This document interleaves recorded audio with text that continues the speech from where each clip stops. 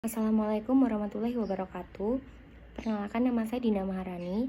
Saya adalah seorang mahasiswa Teknologi Pendidikan Universitas Negeri Malang dan saya berasal dari offering A2C.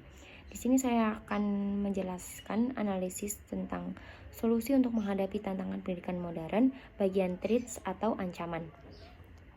Langsung saja kita ke jurnal pertama, yaitu jurnal ini membahas tentang mekanisme dan teknologi keselamatan penambangan dari keseluruhan ledakan batuan yang disebabkan oleh ketidakstabilan pada permukaan kerja lapisan multi batu bara yang terilusasi secara spasial. Studi ini berfokus pada tambang batu bara Liu Hougu dan menyelidiki evolusi tekanan pada bahan batu bara selama penambangan, mengungkap keseluruhan mekanisme ledakan batuan yang tidak stabil, dan mengusulkan solusi penambangan yang aman. Fokus utama dari artikel penelitian ini adalah untuk menyelidiki mekanisme dan teknologi keselamatan penambangan dari keseluruhan ledakan batuan yang disebabkan oleh ketidakstabilan pada lapisan multi batu bara yang terisolasi secara spasial dengan penekanan khusus pada tambang batu bara Liu Hougu. Studio ini bertujuan untuk memahami evolusi tekanan pada badan batu bara selama penambangan, mengungkap mekanisme ketidakstabilan rockburst secara keseluruhan, dan mengusulkan solusi penambangan yang aman. Hal ini memberikan analisis terinci tentang struktur spasial lapisan penutup, karakteristik evolusi tegangan, dan mekanisme ketidakstabilan ledakan batuan secara keseluruhan dengan tujuan memberikan referensi untuk praktik rekayasa serupa. Selanjutnya kita akan melanjutkan ke jurnal kedua, yaitu tentang penelitian yang dilakukan di sebuah universitas di Amerika Latin untuk mengeksplorasi dampak penilaian sejawat berbasis teknologi terhadap pengembangan keterampilan berpikir kritis di kalangan calon guru. Penelitian ini menggunakan rubrik untuk mengukur keterampilan berpikir kritis dan mengumpulkan data kualitatif melalui kelompok fokus dengan siswa. Temuan ini menunjukkan bahwa penilaian sejawat berbasis teknologi dengan umpan balik anonim secara signifikan membantu pengembangan keterampilan berpikir kritis. Pentingnya memberikan umpan balik dalam proses ini juga disoroti. Kemudian penelitian ini mengukur keterampilan berpikir kritis pada saat kegiatan penilaian sejawat dengan menggunakan rubrik untuk menilai tingkat perkembangan keterampilan berpikir kritis pada setiap kegiatan penilaian teman sejawat.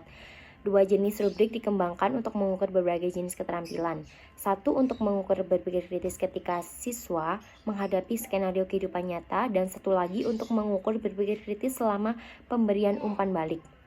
Rubrik-rubrik tersebut dikaitkan langsung dengan keterampilan berpikir kritis menurut model Fashion, meliputi interpretasi, analisis, evaluasi, inferensi, dan penjelasan.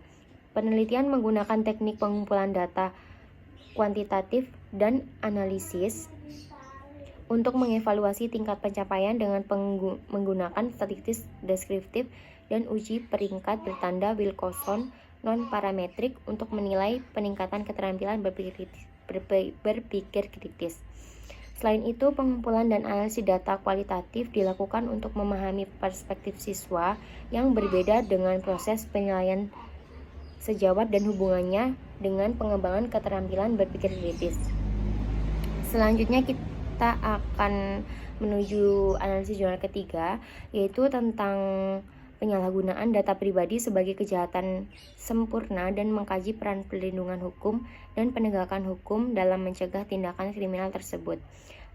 Laporan ini menyoroti perlunya undang-undang khusus dan sanksi pidana untuk mengatur perlindungan data pribadi dan membahas tanggung jawab pidana perusahaan jika terjadi penyalahgunaan data.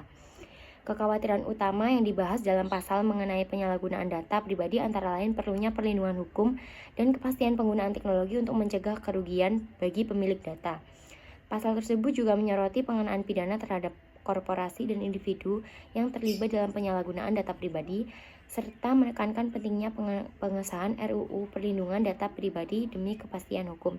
Jadi RUU ini sangat dibutuhkan untuk melindungi data pribadi karena jika tidak ada akan banyaknya penyalahgunaan. Adanya RUU saja masih banyak penyalahgunaan, gimana tidak ada? Selain itu, pasal tersebut juga membahas perlunya regulasi yang jelas dan mekanisme perlindungan data pribadi yang terstruktur serta penerapan norma yang mengatur sanksi pidana sebagai upaya memberikan efek jera.